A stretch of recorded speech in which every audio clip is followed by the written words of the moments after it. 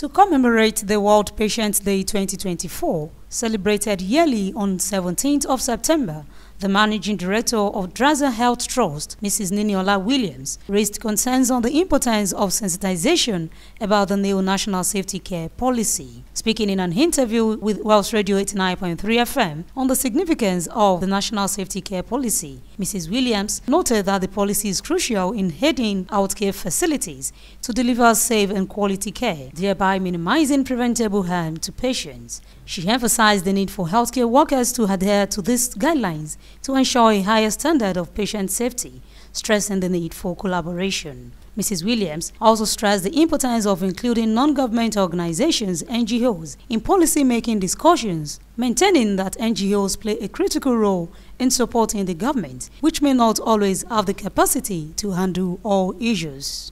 Mrs. Williams speaks. It's very important that everybody is made aware of and sensitized to the contents of this, our new National Patient Safety and Care Quality Policy, because that policy outlines the different areas of patient safety that are required for health facilities to provide not just safe care but also quality care. They speak to the aspects that the responsibility of the health workers, the health facility managers and the like, to ensure that there is no harm that can be avoided so that patients don't suffer from preventable harms that they encounter as they seek care in our health facilities. We actually see our role as supporting governments, believe it or not. We know they can't do everything, right? So for us, it's actually important that we are included in such conversations. And that's why we were so honored to be part of the development of this policy, because we understand what is happening at the community level. We understand what is happening with the people.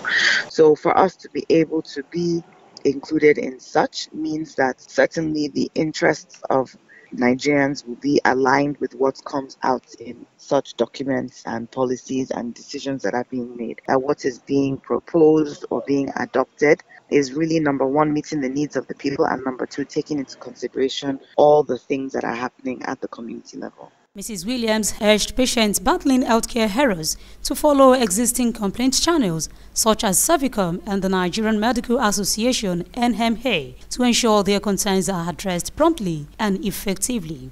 Mrs. Williams speaks. In Nigeria, we have a system for that, and we're very glad that we have Servicom. Almost every health facility now has some form of a Servicom desk, at least those at the secondary and tertiary level. So they are there to take any reports of such.